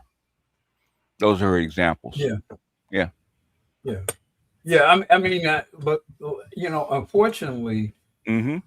You mentioned like the night. It's interesting as you were talking about the octane thing. I was having these flashbacks to when I first went to college. Like I said, 1979. Prior to that, I grew up in Chicago, mostly blue collar, whatever. I was not aware of the differences in class, both economical as well as educationally, and socially, yeah. Exactly. And so when I went to school, I was shocked by the distinctions everyone were making amongst each other based on different family background and what family owned this particular company and who went to this particular school with the sons of these particular famous people, as you mentioned, attending school with Ike and Tina's children, and they all knew each other or knew of each other, which was also interesting. It's like when you get to a certain level, everybody kind of knows either each other directly, or there's one or only 2 degrees of separation among those people. They know of someone who knows of those people. Right. And so when you talk about difference in status and octane, I think a lot of what Black people, maybe as a lower status Black people, don't realize is that those people all know each other. And getting to that level isn't just about money. It isn't just about education. It's about network. It's about who went to school with whomever, or whose father was whatever, or mother was whatever. Right. It's a lot of that kind of stuff, and that can be more of an impediment to social climbing, so to speak, than just whether or not you make a certain amount of money, or even if you have a certain degree, so to speak. Yeah, and my fiance was finding out it's more than just how much money you make or the job that you have. Okay, if you're not socialized to be around those people, it can be difficult. Right, and because I can personally test. I've met people of a certain status solely because of my wife and who her father was and whatever, that I would never have met these people. And I'm talking about fairly high status Black people in the Chicago area. I never would have met these people were I not married to. Yeah. I found out because of the way schools that I went to at an earlier age, right? I can actually start chatting with a so-called higher class person. Within 5 minutes, we're friends. We're talking the same language. talk the same language, same or similar associations or overlapping very similar similar Mm-hmm. worldviews, simple curiosity, stuff like that. Yeah. So, and when you say language, it is really that specific. I mean, there's certain like diction, you know, people there is use, and people who don't, you know, it doesn't become a part of your parlance unless you are in that particular area and have had those particular interactions. You know what the biggest shock was, Uru? I'm gonna tell you, is when my kids moved to the suburbs where poorer whites were actually at. I had never been around poorer whites like that. It was a shock to me. Okay. It was stunned, the difference in class between white people. It was so stark. Yeah, that could be actually rather shocking because it was shocking. Yes, you know, I remember I spent some time in Western Pennsylvania. This is old coal mining area, and I was on this consulting project. It's in the 90s or whatever, and I spent about a month out there. And I mean, first of all, maybe one of the most shocking. You're borged out, Black Uru. I guess he'll be back. Okay, well, I'll read the super chat. Okay, thank you, Martin Muhammad, for the generous. I was shocked by that. Okay, we lost you for about we lost about 45 seconds, Uru. You said you went. You actually went to was it Pennsylvania? I spent some time in Western Pennsylvania in the 90s. This was all white. I mean, and it was very interesting because of old like sort of coal mining area. Okay. And one of the things that was visually shocking was, and I don't know if you've ever been near an old coal mining area or community. Everything was great. Yeah. Okay. Because of the coal dust. Coal dust. There was this permanent layer of coal dust over everything. So there was nothing white in that area. Nothing at all was white. But I remember almost all of the white people were on some public assistance or whatever. Oh yeah. And I just remember being shocked that white people, everybody's on welfare. Yeah. Food stamps. I remember being shocked by that. I just think that existed in America. And the thing is, the way you can tell a lower class white person is by their hair. Okay. Their hair is dull and it's a little greasy and it's a little dirty looking. Okay. You can almost instantly tell within like 30 seconds the class of that person by their hair. Yeah. Of their white person. It's not as apparent with black people, but with white people, it's shocking. Yeah, that's true. Black people can definitely blur status lines, at least in terms of their appearance. They seem to be much more. The way you can tell black people's class is sometimes, not all the time, is by the way they speak. Yep. Normally, that you can almost tell that within like 5 minutes, their class by the way they speak. All right. Because if you're upper class, something will slip in that tells you that you're not part of the lower class people. That and as one of the mothers of one of my friends in college who were sort of upper middle class, table manners. Oh yeah, table manners. Yeah, that is huge. I found huge on table manners. I found that out the hard way. The way I was trained to eat and hold a fork and hold a utensil. But my mother was not how other people do it. So, and my fiance made that very apparent about how I held the fork. Table manners. Table manners is huge. Yes. Which is something that Dr. Dunbar had to learn from Kevin. Okay. Yeah, in addition to fine dining restaurants, not going to Applebee's and So the difference. Let me read the super chat. Go ahead. Then I'll wind things down. Okay. Martin Muhammad says, Dr. Dunbar, you look so familiar to me, but I can't put my finger on it. Where are you from, and where did you go to high school? All right, I'm from Buffalo. Got the Buffalo Bills flag up there, and I went to Hutch Tech High School. So that's our lone technical high school in Buffalo. Go ahead. And that's where your book is from, about playing basketball in high school. Yeah, at Hutch Tech. Yeah. So Martin. Yeah, we can talk some more. I'm on lots of social media. You can email me. I think that's all below. So, but if you're from the Buffalo area, you can let me know there in the chat too. I saw she's in the chat. It's elbows on the table. Currently, cell phones off the table.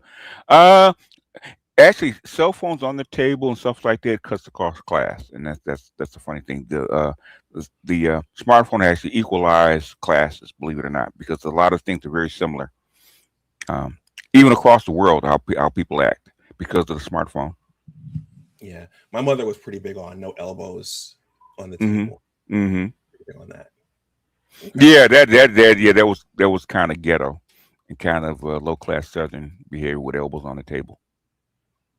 You know, I didn't read Mundy's book, so I won't speak on any detail in it. But I do think it's noteworthy that book was published in the midst of the Obama administration. Mm-hmm. I don't think that's coincidental. I think there was during that time, particularly during that administration, there was very pro-female, very this sort of aspirational aura scent of the female during that time. So I can understand why that book was released during the time it was released. Right.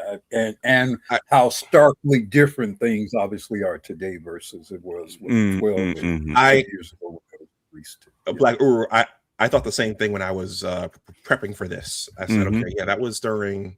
And the biggest factor was right after the mortgage crisis, where a lot of men lost their jobs. Okay, that was, if you read in the beginning of her book, she was talking about that, about equalization of women actually ascending over men is because of the male apocalypse. Yeah, it happened. She said it happens after recessions. Men get unemployed, and at least for that period, the women have to provide more. Yeah. And women started popping their collar right after the mortgage crisis, and men losing their jobs. Yeah. The only other thing that I find intriguing is that she married Bill Nye at 62. She had never been married before, never had any children before. So, look, when a woman, writes a book about marriage and family formation and whatever, and she herself has never really actively been engaged or involved in that way. It doesn't surprise me how she could miss the mark in some important areas, because I think there are just some sort of fundamental ways in which human beings interact with each other that you become quite acutely aware of when you're in the throes of making a marriage, making children, going through, ascending through the years of doing so. Other than that, things can be kind of academic and somewhat conceptual. Yeah. But the other four books that in the same vein, written about the same time, actually agree with what she's saying, though. So it's like Hannah Rosen had 2 kids. Was married, so okay. I was gonna say to Black Uru, and Salchi can attest to this. She says she lives in Arlington, so I'm at Arlington, Virginia. So I imagine my goodness, that's a very rich county. Yes, a lot of your think tank, Washington Post, people probably live there. Some of the politicians live there. So what you described about her, Black Uru, I'm not surprised. Yeah, very, very, very DOD heavy in Arlington. Yeah, that's where the Pentagon's money is spent. Okay. Okay. Indeed. Well, gentlemen, that's all I've got. I don't want to hold you all afternoon. Do you guys want to have any parting words? Or Devil Apostle, I know she actually said, I think it was in a speech that Black men were probably the most progressive group of men that she had actually encountered and um, interviewed. Was black men. Most progressive, more adaptable, blah, blah, blah, blah, blah. So she said, if you're a feminist, the best person for you is probably a black man if you're going to get married, believe it or not. Yeah, look, black men are very, by history or upbringing, maybe by nature, I don't know. But we just tend to take a more practical approach to things, including even, a lot of what white women are going to encounter with white men is just the fundamental, I'm a white man. The status of me being a white man, so to speak, includes my having a certain thing or being in a certain position or having a certain leverage. Yeah, yes. And black men have been disabused Oh yeah, such notions long ago, and so things get much more just basically practical and what works. When I was talking earlier about friends of mine, I mean, when and I know the gentleman pretty well, it was never really an ego thing for him. It was like, okay, well, shit, every year she's getting promoted and getting crazy bonuses and all these opportunities. So let her do it. Yeah, ride this out. Let's ride this out. Yeah, let's play this out, and we can make a good home for our sons and all this kind of stuff. And I can make sure like their sons are doing well and college graduates and etc. So it all worked out. And for him, it was a very practical decision. It wasn't about I'm a man and I'm supposed to lord over. Mama, most black women teach their sons how to cook, clean, and take care of a baby. Exactly. Yeah. So it's not a shock. Okay. You just have to relearn what you've forgotten. That's all. Because I changed my first diaper at 7 years old. So I'm not. So taking care of a baby is not foreign to me. Exactly. Clean a house, not foreign to me. Okay. So no, I don't. What her comment don't surprise me because we're just generally not as focused on just this whole sort of quote patriarchal dominance thing. Right. Yeah. Well, it doesn't really, patriarchy doesn't really exist in the black community per se. I know a lot of black men would disagree with that, but the history says it doesn't really exist in the black community. Never has. Yeah. Anyway. Black brothers are much more in the cooperation. Yeah. And to some degree, look, deference, outward respect, and look, don't mar me, especially not publicly.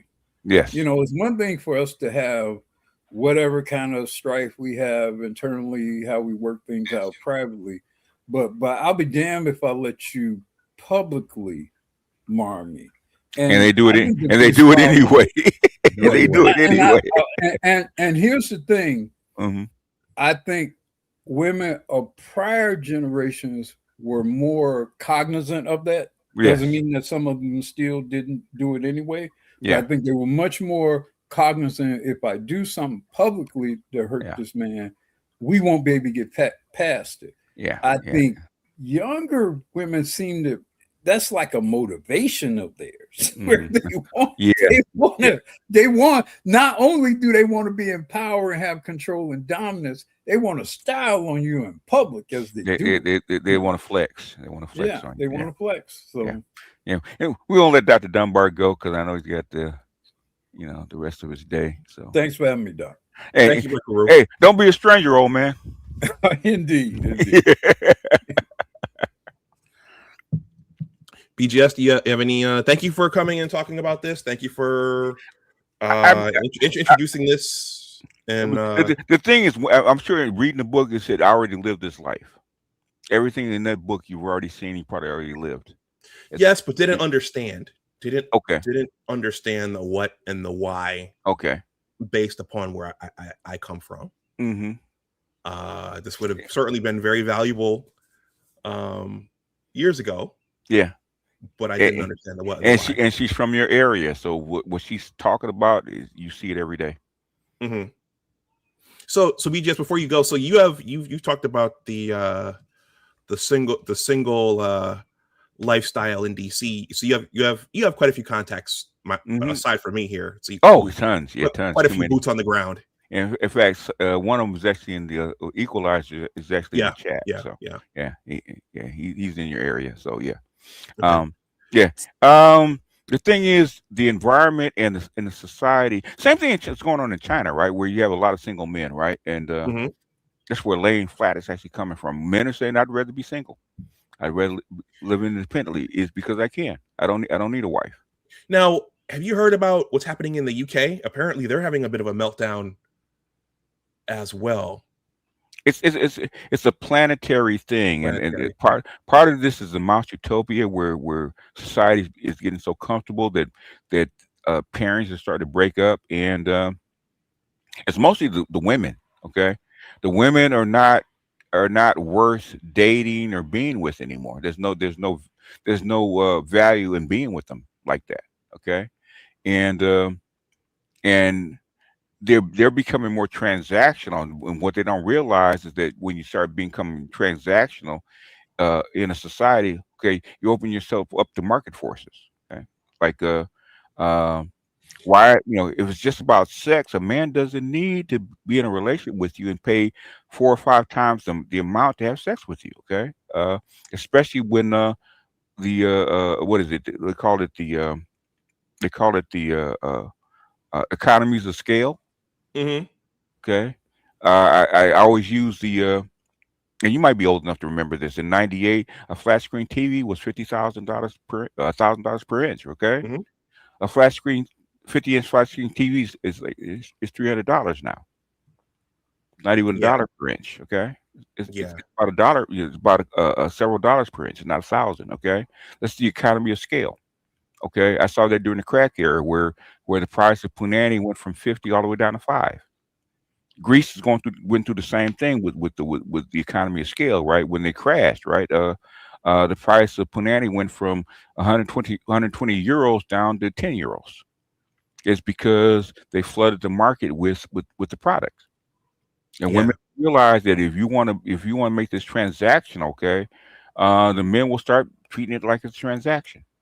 And what is the actual worth of what you're providing that male at a particular time?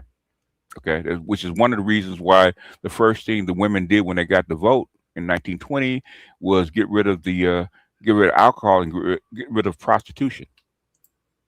They voted all that stuff out is because they drove up the price of punani and made men actually make the ultimate sacrifice, which was getting married and raising a family, which is way more expensive than the casual sex. Okay, so oh, Master Teacher, I forgot to thank you for that. I forgot to mention this, but go ahead. Mundy, I think she mentioned in the book that with the assortative mating, whatever you want to call it, the more selective hypergamy, it's hypergamy mating. That's in part. Now she didn't mention this verbatim, but shout out to Mr. Z. That's going to contribute to the K-shaped economy, because you're going to have more high earning people, right, consolidating resources, and they're just going to take off, right, and then those who aren't, or those who don't have enough resources to endure, they're just going to keep trending further down. Until the society implodes. Okay, the K-shaped economy. But the thing is, who's struggling with the K-shaped economy? It's not the men, it's the women. Because men will date down. Men don't. You don't hear men complain about this. They got tons of choices, tons of even you, okay, if you wanted to, you have tons of choices, okay, at your status. Okay, now you might not like all your choices, but you have tons of choices. Okay, women don't see it the same way. You don't complain about your status or your choices. Okay, women do.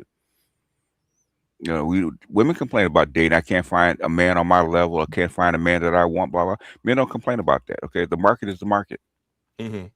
Men see the market as the market. Okay, it's up to me to actually go out into the market and get what I want. Okay, women think market is it actually supposed to supply them with the men that they want. Doesn't work that way. They don't believe the market is the market. That's why they're complaining. Okay. Now market forces are actually acting on them. Okay. I'm out in the bars, in the mixers, and the yada yada yada. Men aren't coming because you're not supplying them what they want. You're not in the market giving anything. Okay. This is not you going to the grocery store, going to the department store and picking out what you want. Okay. Even if you do, you got to pay. You have to compensate that store with something. Okay. Women are not coming with compensation. Mm-hmm. Okay? You're not going to you're not going to the date to a higher earning man and said, okay, Dr. Dunbar, if you get with me, I can do this, this, and this, and this for you. Okay. You come to Dr. Dunbar, he might say, okay, you're decent looking, you got a decent attitude, and you're willing to actually help me further my career. We can make this work. Okay. They're coming with their hands out. Okay. Well, that goes back to my observation that I noticed. They weren't offering anything. They not weren't offering anything. Yeah. And that's the thing, even with higher earning women, they're not offering anything. They think their status means more to you, means more to you than it does to them. My status is what I'm selling. I'm not selling what I can do for you. I'm selling my status towards you. If you're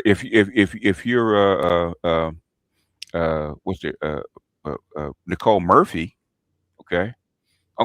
Dr. Dunbar said, "Oh, you know what? Maybe a younger Nicole Murphy. We can hang out. Okay, I can spend on you. It's because you're gonna make me look good. Okay. You're gonna actually bring people to me because you walk in a conference with Nicole Murphy on your arm. And said, wait a minute, Dr. Goodbar's got that on his arm. Oh, okay. How do you do that? Okay, then it's worth it. Okay, but most women are not Nicole Murphy."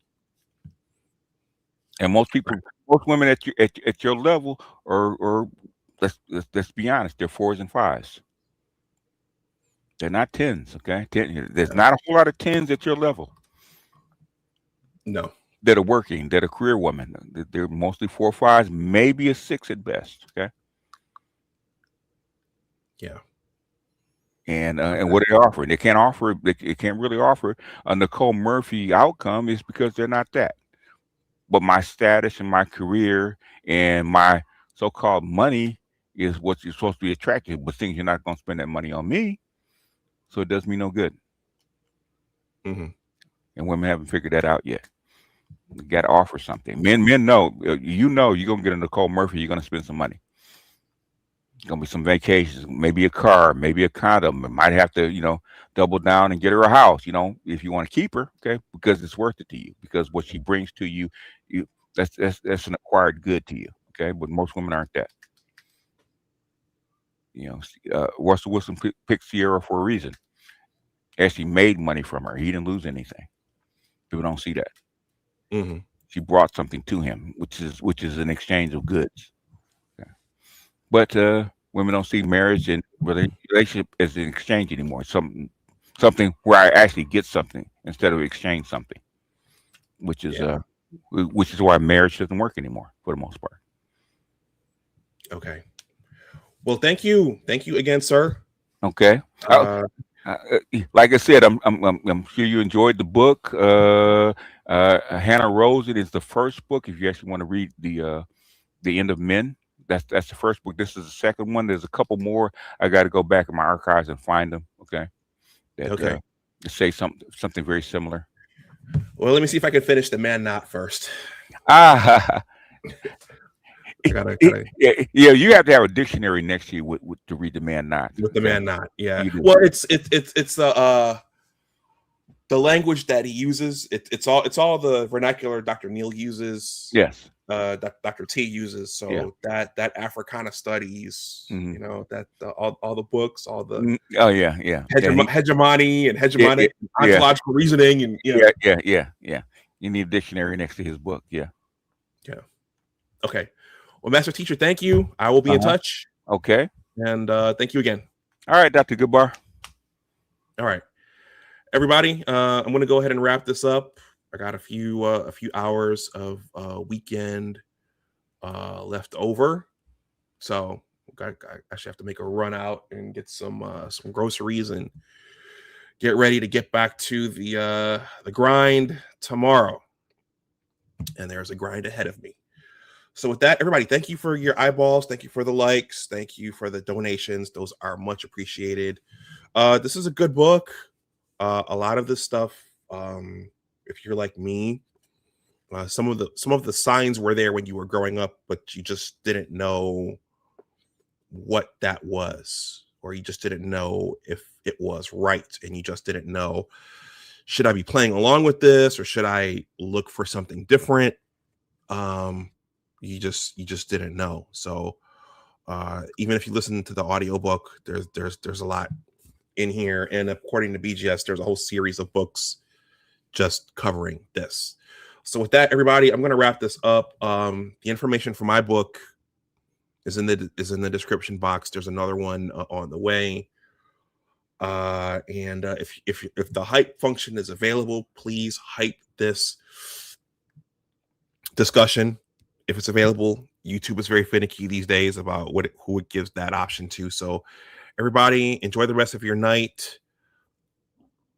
And if you're part of the replay gang, let me know what you think in the comments section below. So as always, remember, well, I'm wearing my Starfleet scientist shirt today. This was all in part biology. Live long and prosper.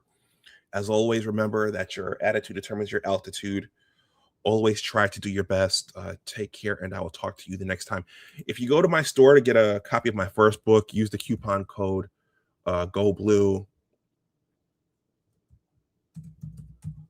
That'll take $5 off the list price. That's all in the description box. And if you want a hardcover assigned when I'm selling them at a sale price here for $27, and the paperback for $22, which you have to send your mailing address along with, if you use one of these methods in the ticker. All right. Yeah, UFO Kamikaze. Yeah, I grew up a Trekkie. I have a Ben Sisko. I have a Deep Space Nine. I have a Cardassian shirt as well, and I have Odo. So I do need to make another Star Trek video for my media channel soon, but there's no time right now. Everything is just time. Time is just. Everybody have a good night and enjoy the rest of your weekend. I'll talk to you again soon. Bye-bye.